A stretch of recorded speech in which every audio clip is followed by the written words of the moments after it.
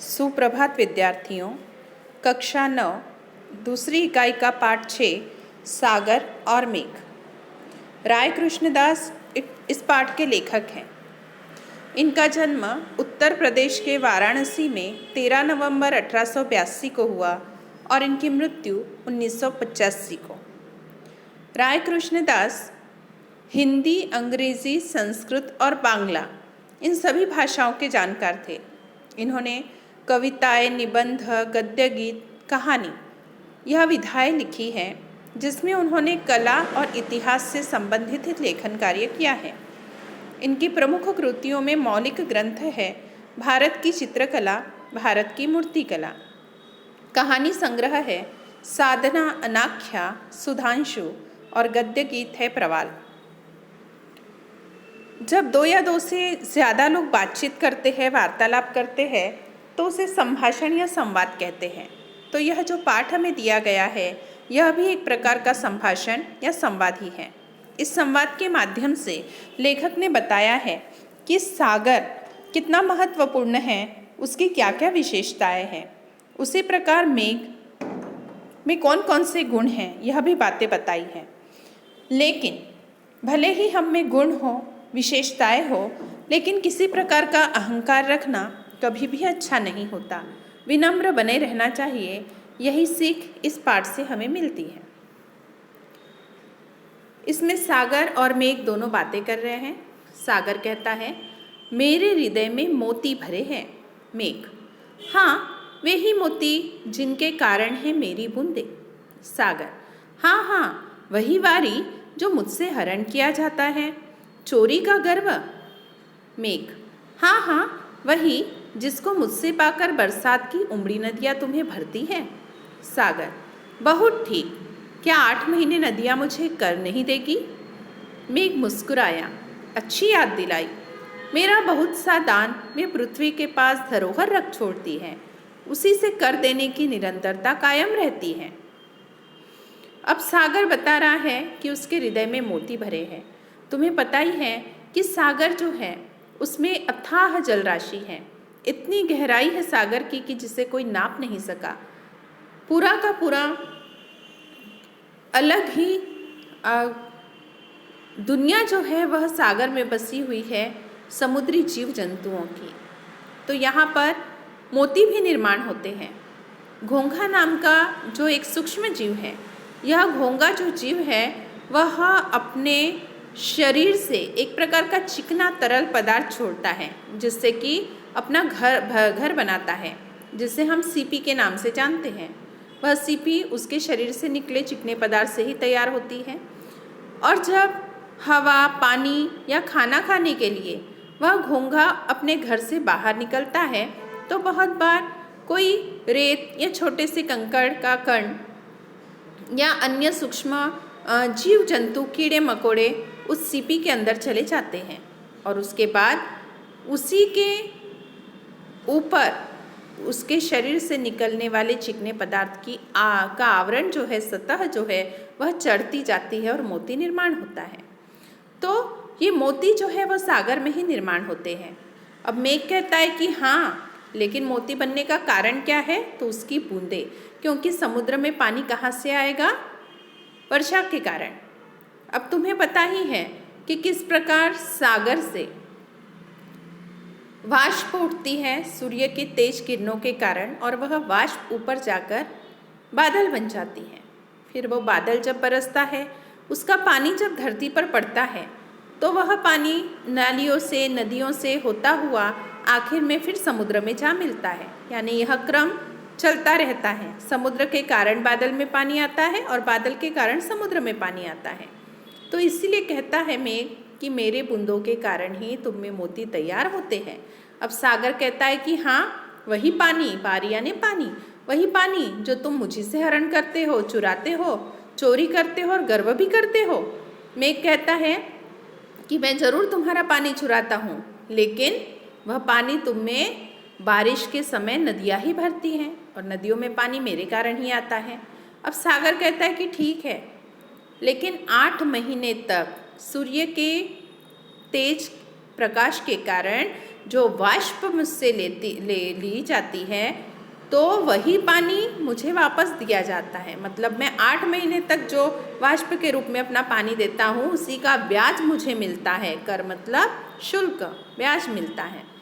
अब मेघ उस पर हंसता है और कहता है कि तुमने मुझे याद दिलाया कि मैंने जो दान दिया है पानी के रूप में, वह पृथ्वी तुम्हारे पास एक धरोहर के रूप में, पुश्तैनी वस्तु के रूप में रख छोड़ती है, और उसी से तुम क्या करते हो, कर देते हो। मतलब मैंने जो पानी धरती को दिया, वही धरती ने तुम्हें किसी पुश्तैनी वस्तु के रूप में तुम्हारे पास रख छोड़ा, और उसी से तुम दान देते हो, मतलब कि वाष्प देते हो। अब सागर को गुस्सा आ जाता है, क्रोध में कहता है, वाष्पमय शरीर, क्या बढ़ कर बातें करता है, अंत को तुझे नीचे गिरकर मिट्टी में मिलना पड़ेगा। मेघ, खार की खान, संसार भर के दुष्ट, पृथ्वी के विकार, तुझे मैं शुद्ध और मिष्ट बनाकर उच्चतम स्थान देता हूँ, फिर तुझे अमृतवारी धारा से तृप्त और शीतल करता हूँ, उसी का यह फल है। सागर, हाँ हाँ, दूसरे की करतूत पर गर्व, सूर्य का यश अपने पल्ले। अब सागर क्रोध में मेघ से कह रहा है कि तुम्हारा शरीर तो वाष्प का बना है और इतने बढ़ कर बातें कर रहे हो, आखिर में तुम्हारा क्या होगा, तुम तो नीचे गिर जाओगे, मिट्टी में मिल जाओगे। मतलब ये जो शरीर है वह तुम्हारा समाप्त होने वाला है, नश्वर है, फिर भी तुम इतना घमंड कर रहे हो। मेघ को भी क्रोध आ जाता है। वह कहता है, तुम तो खार की खदान हो, खारे पानी की खदान हो, तुम्हें तो नमक भरा पड़ा है, तुम तो संसार के दुष्ट हो, बुरे हो, पृथ्वी के तुम विकार हो, मतलब पृथ्वी की तुम पीड़ा हो, तकलीफ हो, और तुम्हें शुद्ध और मिष्ट तो मैं बनाता हूँ। अमृत जैसी पारी की धारा, पानी की धारा से तुम्हें तृप्त करता हूँ, शीतल करता हूँ, और तुम इसका मुझे फल देते हो कि मुझे वाष्प में शरीर कहते हो। अब सागर कहता है कि तुम मुझे तृप्त करते हो या शीतल करते हो, या तो तुम झूठ कह रहे हो, क्योंकि कार्य किसी और का और यश जो है वो तुम अपने सिर ले रहे हो, क्योंकि सूर्य प्रकाश के कारण ही वाष्प उठती है और बादल बनता है। मतलब कार्य किसका हुआ, सूर्य का, और गर्व कौन कर रहा है, मेघ। तो इसीलिए वह उससे कहता है। मेघ इस पर हंसता है, अट्टहास करता है, जोरदार हंसी हंसता है। क्यों, मैं 4 महीने सूर्य को विश्राम जो देता हूँ, वह उसी के विनिमय में यह करता है। उसका यह कर्म मेरी संपत्ति है, वह तो बदले में केवल विश्राम का भागी है, और मैं जो उसे रोज विश्राम देता हूँ, मेघ, उसके बदले में तो वह तेरा जल शोषण करता है। सागर, चाहे कुछ भी हो जाए, मैं निज व्रत नहीं छोड़ता, मैं सदैव अपना कर्म करता हूँ और अन्यों से करवाता भी हूँ। मेघ, इठलाकर, धन्य रे व्रती, मानो श्रद्धापूर्वक तू सूर्य को वह दान देता है, क्या तेरा जल वह हठात नहीं हरता। सागर गंभीरता से, और वाड़व, जो मुझे नित्य जलाया करता है, तो भी मैं उसे छाती से लगाए रहता हूँ, तनिक उस पर तो ध्यान दो। मेघ मुस्कुराकर, हाँ, उसमें तेरा और कुछ नहीं, शुद्ध स्वार्थ है, क्योंकि वह तुझे जो जलाता न रहे तो तेरी मर्यादा न रह जाए। सागर गरज कर, तो उसमें मेरी क्या हानि, हाँ, प्रलय अवश्य हो जाए। अब यहाँ पर मेघ जोरदार हंसी में हंसता है और कहता है कि मैं 4 महीने सूर्य को आराम देता हूँ, क्योंकि 4 महीने जब बादल बरसते हैं तो सूर्य का तेज प्रकाश धरती पर नहीं पड़ता, तो उसे आराम मिलता है। उसके बदले में वो क्या करता है, उसके बदले में बाद में वह सागर का पानी वाष्प के रूप में ऊपर उठाता है, मतलब उसके बदले में करता है, क्योंकि मेघ जो है उसे विश्राम देता है। अब सागर कहता है, मैं भी तो उसे विश्राम देता हूँ। मेघ कहता है, उसके बदले में तो वह तुम्हारा जल शोषण करता है, शोषित करता है। सागर कहता है, बात चाहे कुछ भी हो, लेकिन मैं तो अपना कार्य करना कभी नहीं छोड़ता, मैं थोड़े दिन कार्य करके चुप नहीं बैठता, हमेशा अपना काम करता हूँ और दूसरों से भी करवाता हूँ। इस पर मेघ फिर हंसता है, कहता है, धन्य रे व्रती, तुम तो जैसे बहुत बड़े व्रती हो, व्रत का पालन करने वाले हो, जैसे कि श्रद्धा से तुम उसे अपना जल अर्पण कर रहे हो, वाष्प लेने दे रहे हो, वो तो हठात, मतलब हट से, ज़बरदस्ती तुमसे वह जल लेता है। अब सागर गंभीर हो जाता है और कहता है, वाड़व, वाड़व मतलब रेत, रेत जो मुझे हमेशा जलाती है, नित्य मतलब हमेशा, लेकिन फिर भी मैं उसे अपने पास रखता हूँ। थोड़ा सा ध्यान उस पर तो तुम दो, तनिक मतलब थोड़ा सा। अब मेघ उस पर हंसता है और कहता है, अगर तुम गर्म रेत को अपने पास रखते हो तो उसमें भी तुम्हारा स्वार्थ है। स्वार्थ इसलिए क्योंकि अगर रेत सागर को जलाए नहीं तो उसकी मर्यादा नहीं रहेगी। मतलब उस जलन के कारण पानी कम कम होता है, गर्म रेत के कारण। अगर उसे नहीं जलाएगी तो फिर वह अपनी मर्यादा छोड़कर कहीं भी बहेगा और ज़्यादा पानी उफान से बहेगा। रेत उसे रोकती है बाहर निकलने के लिए। अब सागर गरजता है, गुस्सा आ जाता है उसे, कहता है इसमें मेरी क्या हानि है।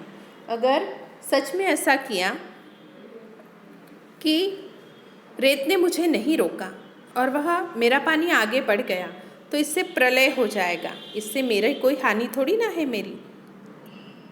मेघ एक सांस लेकर, आह, यह हिंसा वृत्ति और क्या, मर्यादा नाश क्या कोई साधारण बात है। सागर, हुआ करे, मेरा आयास तो बढ़ जाएगा। मेघ, आह, उच्छृंखलता की इतनी बड़ाई।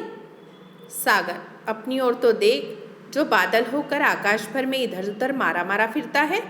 मेघ, धन्य तुम्हारा ज्ञान। मैं यदि सारे आकाश में घूम फिर के संसार का निरीक्षण न करूं और जहाँ आवश्यकता हो जीवन दान न करूं तो रसा नीरस हो जाए, उर्वरा से व्यंधा हो जाए। तू नीचे रहने वाला ऊपर रहने वालों के इस तत्व को क्या जाने। सागर, यदि तू मेरे लिए ऊपर है तो मैं तेरे लिए ऊपर हूँ, क्योंकि हम दोनों का आकाश एक ही है। हाँ, निस्संदेह ऐसी दलील वे ही लोग कर सकते हैं जिनके हृदय में कंकड़ पत्थर और शंख घोंगे भरे। अब सागर की बात सुनकर मेघ एक लंबी सांस लेता है और कहता है, आह, कितनी हिंसा वृत्ति है तुम में, तुम्हारी मर्यादा का नाश हो जाएगा, ये तुम्हें साधारण बात लगती है। सागर कहता है, हाँ लगता है, इससे तो मेरा आयास ही बढ़ेगा, मतलब मेरी व्यापकता बढ़ेगी, मेरा जल और आगे तक जाएगा। मेघ कहता है, बाप रे, तुम अपनी उच्छृंखलता की ही बड़ाई कर रहे हो, मतलब नाश करना चाहते हो और उसकी भी प्रशंसा कर रहे हो। सागर कहता है, तुम पहले स्वयं को देखो, तुम तो बादल हो और पूरे आकाश में इधर उधर मारे मारे फिरते हो। मेघ कहता है, तुम्हारे ज्ञान को भी धन्य मानना चाहिए, मतलब तुम्हें कुछ पता ही नहीं। यदि मैं सारे आकाश में इधर उधर घूमूंगा नहीं तो निरीक्षण कैसे करूंगा कि कहाँ पानी की आवश्यकता है, मैं कहाँ जीवन दान दूँ। अगर मैं ऐसा नहीं करूंगा तो यह रस्सा धरती जो है वह नीरस हो जाएगी, बिना पानी के सूख जाएगी। जो उर्वर ज़मीन है, उपजाऊ ज़मीन है, वह व्यंधा वंध्या हो जाएगी, मतलब बंजर पड़ जाएगी। तू तो नीचे रहने वाला है, मैं ऊपर रहता हूँ तुझसे, तू मेरे तत्व नहीं समझ सकता, मेरी बातें नहीं समझ सकता। अब सागर कहता है कि यदि तुम मेरे लिए ऊपर हो तो मैं भी तुम्हारे लिए ऊपर हूँ, क्योंकि दोनों का जो आकाश है वह ऊपर ही है। मेघ कहता है कि बिल्कुल, इसमें कोई संदेह नहीं कि तुम ऐसे दलील दोगे, ऐसी बातें करोगे, क्योंकि तुम्हारे मन में क्या है, कंकड़ पत्थर शंख और घोंगे भरे पड़े हैं। सागर, बलिहारी तुम्हारी बुद्धि की, जो रत्नों को कंकड़ पत्थर और मोतियों को सीप घोंगे समझते हो। मेघ, तुम्हारे भीतर रत्न बचे कहाँ हैं, तुम तो कंकड़ पत्थर को ही रत्न समझे बैठे हो। सागर, और मनुष्य जो इन्हें निकालने के लिए नित्य इतना श्रम करते हैं तथा प्राण खोते हैं। मेघ, इस स्पर्धा करने में मरे जाते हैं। सागर, अरे अपनी सीमा में रमने की मौज को अस्थिरता समझने वाले मूर्ख, तो ढेर सा हल्ला ही करना जानता है। मेघ, हाँ मैं गरजता हूँ तो बरसता भी हूँ, तू तो। सागर, यह भी क्यों नहीं कहता कि वज्र भी निपातित करता है।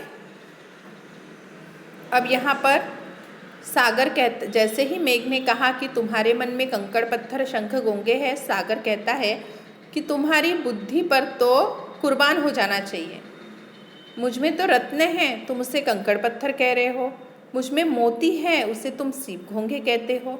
मेघ कहता है कि तुम्हें ऐसा लगता है कि तुम में रत्न हैं, लेकिन सच तो ये है कि कंकड़ पत्थर ही बचे हैं, रत्न अब रहे ही नहीं। सागर कहता है कि मनुष्य इन रत्नों, इन मोतियों को निकालने के लिए हमेशा परिश्रम करके गोते लगाता है समुद्र में, इतनी बार तो अपने प्राण भी खोता है, तो वह क्या बिना ही बच जाता होगा। अब मेघ कहता है वो तो स्पर्धा करता है एक दूसरे से और उसी चक्कर में मरता है, तुम में छुपे हुए रत्नों को नहीं निकालता, उसमें है ही नहीं।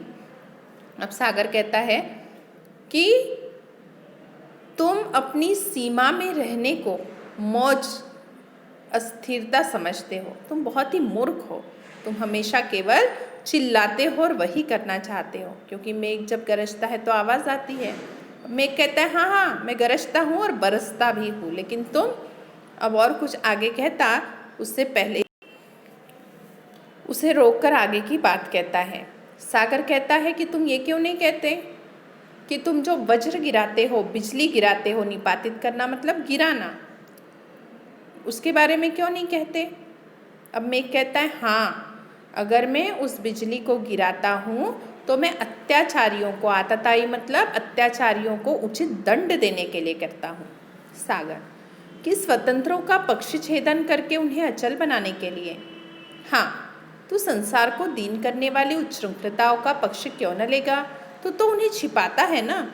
सागर मैं दिनों की शरण अवश्य हूँ।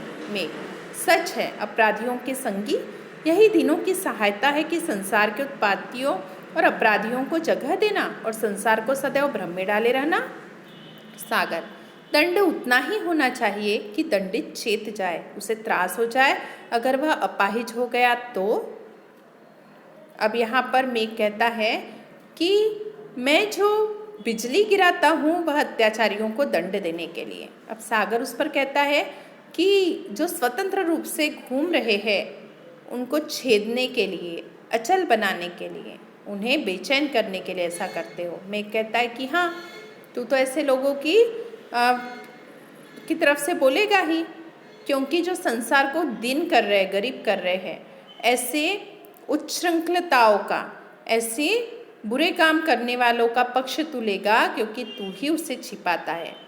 सागर कहता है मैं तो गरीबों की शरण हूँ, जिनका कोई नहीं होता उन्हें मैं छुपाता हूँ, वो मुझ में छिप जाते हैं। इस पर मेघ कहता है कि बिल्कुल सच है, तू अपराधियों का संगी है, साथी है। यह जो गरीबों की सहायता करने की बात करता है और जो उत्पात फैलाते हैं, बुरे कार्य करते हैं, ऐसे अपराधियों को तू जगह देता है और संसार को भ्रम में डालता है कि वे कहाँ गए, क्योंकि समुद्र की गहराई में छिपने वाला किसी को नज़र नहीं आता। अब सागर का कहना है कि अगर किसी ने गलती की है तो उसे दंड जरूर देना चाहिए, लेकिन उतना ही कि वह चेत जाए, जाग जाए, उसे अपनी गलती का एहसास हो, उसे बहुत त्रास देने की ज़रूरत नहीं, अपाहिज करने की ज़रूरत नहीं है। मेघ हाँ, यह भी कोई नीति है कि आतताई नित्य अपना सिर उठाना चाहे और शास्ता उसी की चिंता में नित्य शस्त्र लिए खड़ा रहे, अपने राज्य की कोई उन्नति न कर पावे। अब इस पर मेघ कहता है अच्छा, कि तुम्हारा कहना है कि उतना ही दंड दो कि वह सावधान हो जाए, चेत जाए, लेकिन ये कोई बात है क्या कि हमेशा जो अत्याचारी है हमेशा अपना सिर उठाए, कभी भी अत्याचार करने को तैयार हो जाए, और जो शास्ता है, शासन है, हमेशा सशस्त्र लिए खड़ा रहे कि ये जो अत्याचारी है कुछ गलत कार्य न करे। ऐसे से राज्य की उन्नति कब होगी। अब सागर कहता है भाई, अपने क्रोध को शांत करो, क्रोध में बात बिगड़ती है, क्योंकि क्रोध हमें विवेकहीन बना देता है। मेघ थोड़ा शांत होते हुए हाँ, यह बात तो सच है, हम दोनों ने अपने अपने क्रोध को शांत कर लेना चाहिए। सागर तो आओ हम मिलकर जन कल्याण के विषय में थोड़ा विचार विमर्श कर ले। मेघ हाँ, मनुष्य हम दोनों पर बहुत निर्भर है। प्रतिवर्ष किसान बड़ी आतुरता से मेरी प्रतीक्षा करते हैं।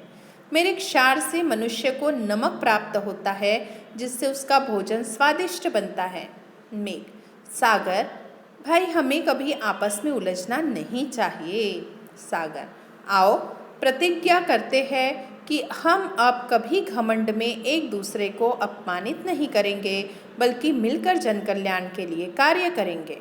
मेघ मैं नदियों को भर भर तुम तक भेजूंगा। सागर मैं सहर्ष उन्हें उपकार सहित ग्रहण करूंगा। अब सागर को बात समझ में आती है कि दोनों बेवजह लड़ रहे हैं। सागर कहता है कि तुम अपने क्रोध को अब शांत करो, क्योंकि क्रोध से क्या होगा, बात तो बिगड़ेगी ही। क्रोध हमें विवेकहीन बनाता है, सोचने समझने लायक नहीं छोड़ता। क्रोध में मनुष्य कुछ भी कर जाता है।